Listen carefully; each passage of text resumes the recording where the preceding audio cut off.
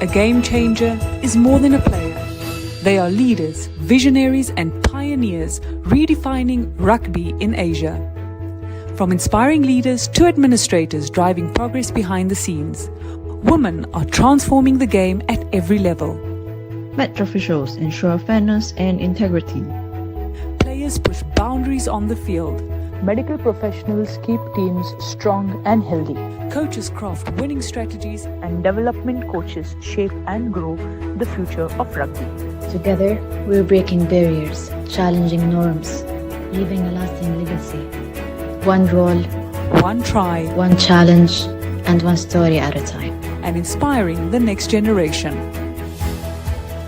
I am a game changer.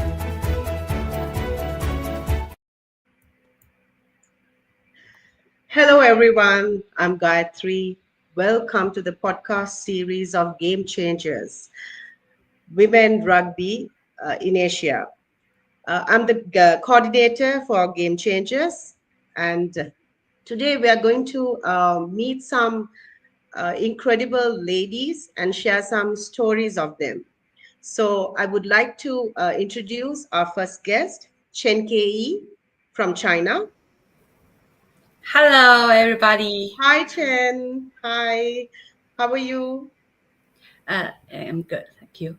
Where are you joining us today from? Oh, I'm in Wanning training base in China. All right. Welcome to our show. So our second guest today is Zara Abdulbaki from Syria. Hi, how are you? Hi, Sarah. Hi, thank you Where for are having you me. joining us today? I'm joining from Riyadh, Saudi Arabia. All right. Wonderful. All right. So our third guest is Wabiz Baruja from India.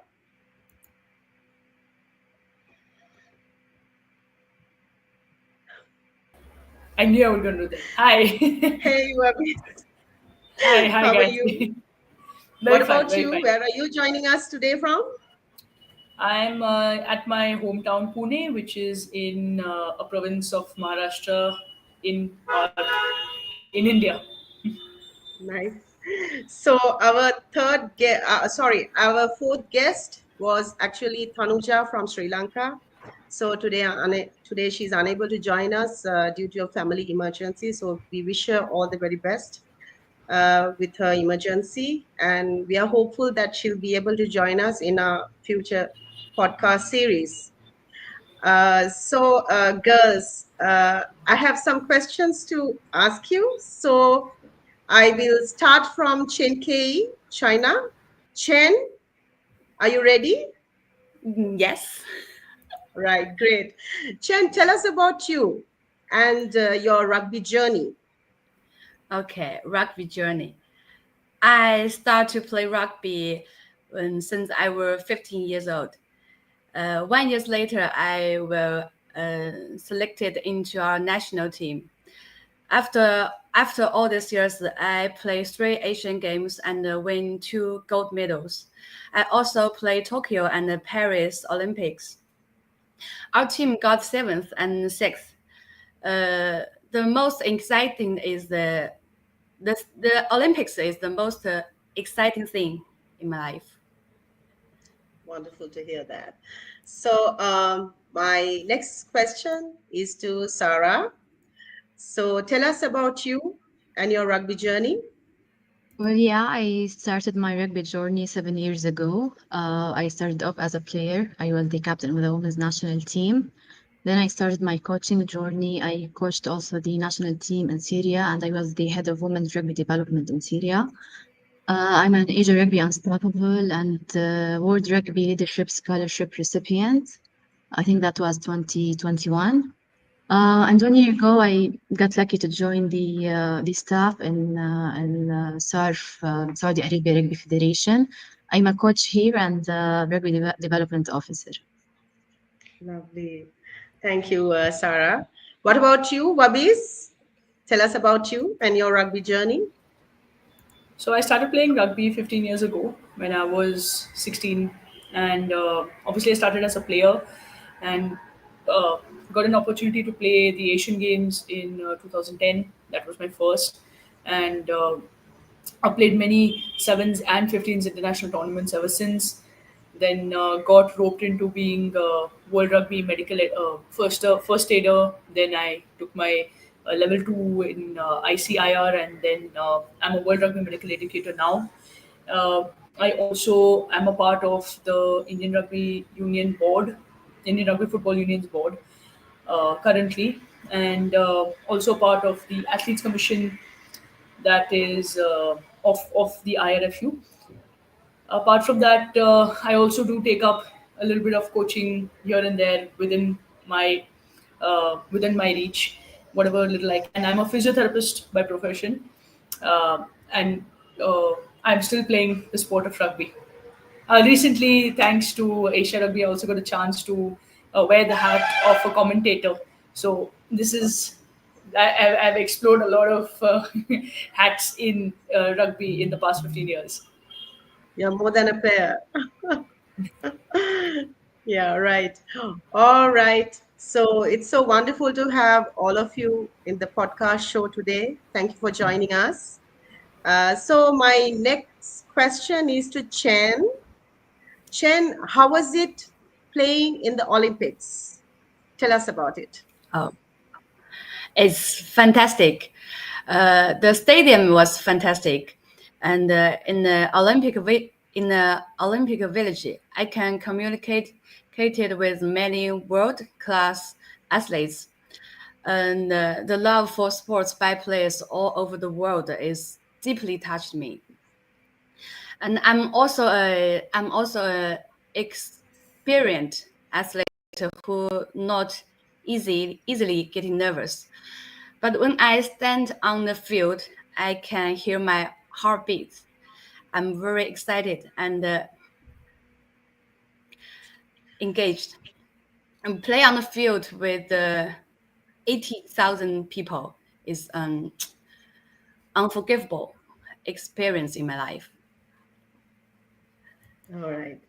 So also tell us about your preparation for the HSBC 7 series. Oh, we are prepared for the next few months tournaments, hoping we can and hoping we can narrow to gap with other teams and achieve better place, so we can stay in the World Series. The team is making progress in right now, and we are looking forward for Perth. So we wish you all the very best. So will you be playing in Perth next weekend? Is that right? Yes, I'm leaving tomorrow. All right. We wish you all the very best. Safe travels. Thank So my next question is to Sarah. Sarah, tell us about women's rugby in Saudi Arabia. Well, actually, women's rugby here in Saudi, it's going amazing. I'm gonna share my own experience. Like when I first got here in Saudi, I thought that it's gonna be, huge challenge to have women actually playing rugby, especially that sports like girls didn't have sports in their curriculum until the recent years. So when I first got here, I thought it's gonna be like difficult to recruit women to join the team. But I was amazed to see that actually women here they have hunger to show their power, their dedication. So they developed passion for rugby like in a short time, and I think rugby was a way to let them show their that they can do anything they want. So I believe in 1 year, like as a federation, we were able to have the first women's rugby national team. They participated in the Arab Sevens last year and also in Dubai Sevens. We have the under 18 girls now as well. We have many domestic tournaments for both senior and under 18. We also applied last year. The federation was able to apply with with the MOE with the Ministry of Education, we were able to enter rugby into the curriculum for Saudi. And we also have many T1 rugby tournaments in schools. So yeah, like overall, I believe that in 1 year we were able to achieve many things regarding women's rugby in Saudi. All right. So also, I would like to ask you that we would like to know your experience with the Asia Rugby Awards you won in 2022 for your work in Syria. Tell us about it. Yeah, true. I think it's one of my greatest achievements. This award, I will never forget it because, like, I believe that time I was having a difficult time. I was a bit down, and then I knew that I got this award. It kind of it lifted me up, and it showed me that I'm doing a good job in actually developing women's rugby. So yeah, it was the feeling was amazing. Right. So also tell us that last year the Saudi Rugby Federation won the award. Yeah, So tell true. us about that achievement. Yeah, actually, it was great news to all of us. Especially like I believe that it only showed that everyone was working hard, and it showed that their working hard was actually paying off. Starting from our president, Mr. Ali Dijani, going to our board members, our CEO, Mr. Abdulaziz, also our technical director, the greatest leader, Coach Sami Stamara, the technical team and the admin team. So we were all working together, like to grow women's rugby in Saudi, and I think this award was a great way to show that we're on the right path. Wonderful. So my next question is to Wabis. So Wabis, tell us about women's rugby in India and any plans for 15s? Women's rugby has actually grown exponentially in India in the past 15 years. In fact, in front of my eyes, we started with a handful of club teams that used to play the sport in 2009, and that's when we started. And then fast forward to today in 2025, we have almost 95% of the country that is playing the sport. Women are loving the game. We have an entire pipeline. We have an under 20 women's team. We have an under 18 women's team. In fact, we even through our government programs, we have school games and university games in which there is equal participation of the women as much as the men. So the women's game is actually growing a lot in India. As far as the 15s is a question, uh, we've been waiting since our small victory in 2019, which we won our test game against Singapore. We thought that we could climb the ladder slowly, but we're somehow just stuck over there because I guess organizationally it's a bit more expensive to host 15s. But yes, we've been waiting ever since for a chance to, you know, get our chance at a 15s game. Either it be in a ranking game or even an invitational tournament. All right. So that's nice. So, Wabis, you're just not a player. You play so many roles in your Yeah. capacity. So, what are the challenges you face when you combine with all these these roles in your life when it comes to rugby? What are the challenges you face? So one of them is I mean, there are a couple, but one of them is physical. Like, being an athlete and being an active athlete, uh, having to do things outside of the field. You need to make time to ensure that you're also maintaining your body and maintaining your fitness levels, despite the stress that these other jobs give you. Is one of the things that's my grandmama's clock. That's one of the things that one of the challenges that we face as wearing many hats, uh, and But the second thing is, you're always sometimes conflicted with what should be done and what is the right thing to do. When you're in these roles, so it's a constant conflict where what has been the upbringing and what is required in that particular situation at that time. So these are the challenges that these are my maybe my key challenges I would face, being a person who wears different hats in the sport. All right. All right. So, what are the roles you play? Hobbies. Yeah, yeah. What are the roles? Yeah. What are the Well, roles you play? so I started off as an athlete. I'm still an athlete, but parallelly, what is running is I'm a first aider in. I'm a world rugby first aider.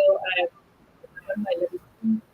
I'm a medical educator, so at least 2 to 3 times in the year, I'm traveling for conducting first aid courses. Uh, on the side, I do a bit of get into rugby programs and a bit of coaching programs within schools and universities in my city. And uh, I do take up coaching roles even for the province team and sometimes, if required, on the national team. I have been the captain of the Indian women's rugby sevens and the 15s team.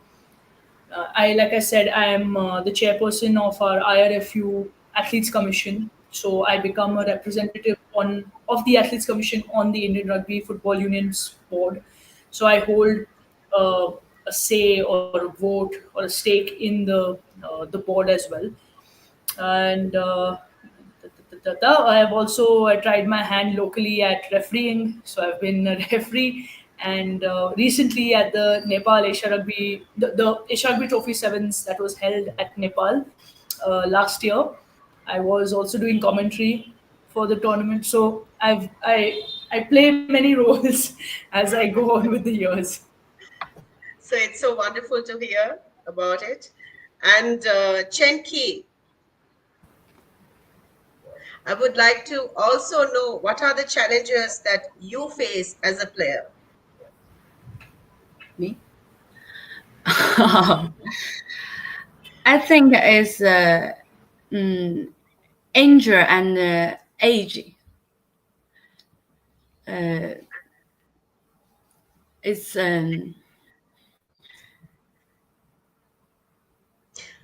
it's difficult to be a no, it's difficult to be a 职业的怎么说 professional athlete in China, because that means you need to stay in a training base for whole year, and so we don't really have our personal life. So I think that's the biggest challenge for me right now. All right. That's nice. So thank you so much. And let's play some rapid fire round, girls. Are you ready? Yeah. Yeah. All right. Okay. So I'll start from Chen, then Sarah, then Babis. All right. Okay. The first question: sevens or 15s? Chen, Sevens. Sarah, Sevens.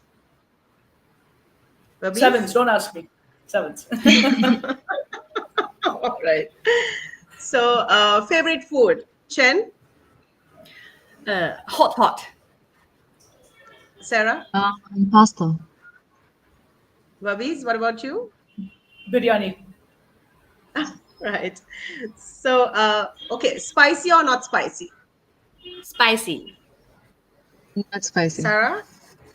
Spicy. Babis? Very, very spicy. Very spicy. Very, very spicy indeed. We have levels. Yeah. So, okay, so who is the favorite female rugby player? Portia Woodman. Ruby Sui. Mine is Sarah Hidney, but also Chen Ke now. Thank you. That's nice to hear. So, the favorite Male rugby player? Manata. Mine is Sanibel Williams. For me, it would be the France star, Antoine Dupont. Oh, all right. Okay, girls. That was a fun session. So, for the last question, I would like to ask, why should girls play rugby? Chen? Yeah. Girls. So they can discover their strengths on rugby field, which enabled them to actively face various challenges in life. It can also help them step out of their families and make more friends. Sarah? Yeah, I always believe that rugby doesn't only make us like good players or coaches or referees, but it make us also good people because of that core values that it has. So I always believe that girls can do anything, and when they start playing rugby, they figure out themselves more. Like in my experience or the what I've been through, it got me out of my comfort zone. I was able to know myself more. So I believe like give it a try. Everyone must try rugby, and then you decide. All right. How about you, Babis? I think women should play rugby because sport opens up your your heart so much. It's one, it's an open field. You make friends, like both Sarah and Chen both have shared that you are able to explore your power. You're able to make such friends. I mean, it gives you a world which for some people is just an imagination. So, and a lot of people, a lot of women for this in the world that we are in are just imagining what this could be like in in the field of in the phase of social media and electronic technology that we're in. People are just imagining that, oh, what could this be? I think to explore that curiosity, women should play a sport like rugby to make the best friends in your life, to achieve a confidence that you possibly can never get reading a book or out of a textbook. Textbooks cannot teach you how to get confidence. You have to learn it by experience and failing and falling and getting wrong and trying things out in your different spheres on the field. And that is why I think women should join rugby, try rugby, and stay with rugby. Yes. All right. Okay. So, one last question, girls. What would you say to parents to encourage them to let their children play rugby? Chen? First thing, I love rugby, right? So I think rugby can shape personality. It can teach the kids to be brave, positive, confidence, and I think the most important thing is that it can teach them face challenge straight, and in on the field or in life, or sometimes when we feel sad. I think it's the most beautiful thing in my life. So I need, yeah, that's it. How about you, Sarah? What is your opinion on that? Sarah, you're mute. I'm not. Yeah, that's okay. Can you hear me now? Yes, I can hear you now. Yeah, it's weird. I was not on mute. So I believe it's fun. They learn a lot from it. As I said before in the previous question, it doesn't only make them better players, but better people as well, because of the core values that it has.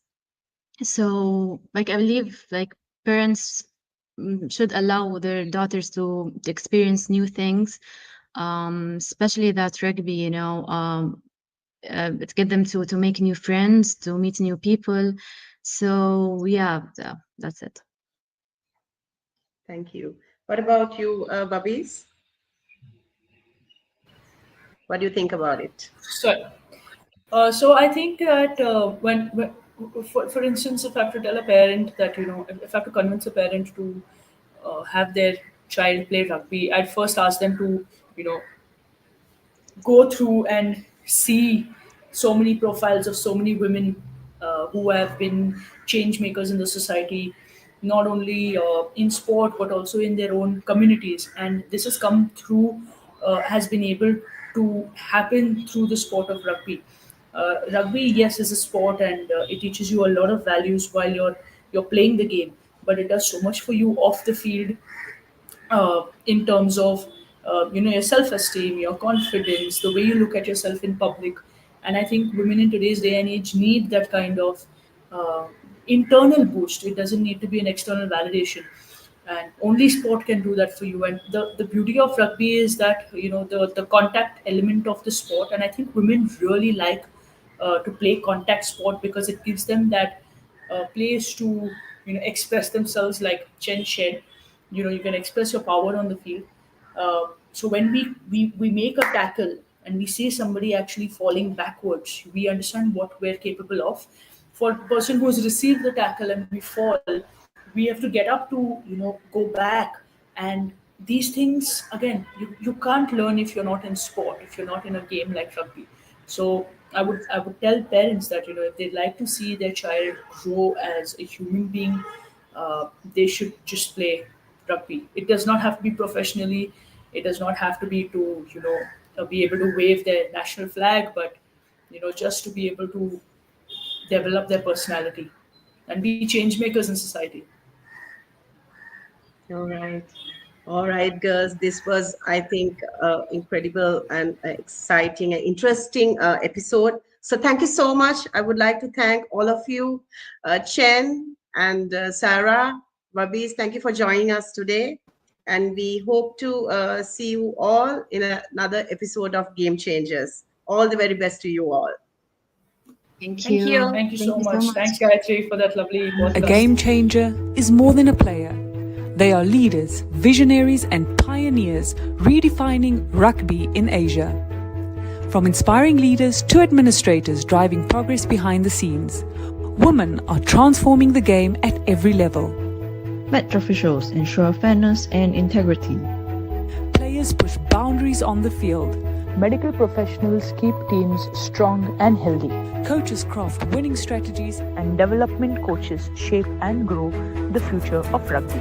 Together, we're breaking barriers, challenging norms, leaving a lasting legacy. One role, One try, one challenge, and one story at a time. and inspiring the next generation. I am a game changer.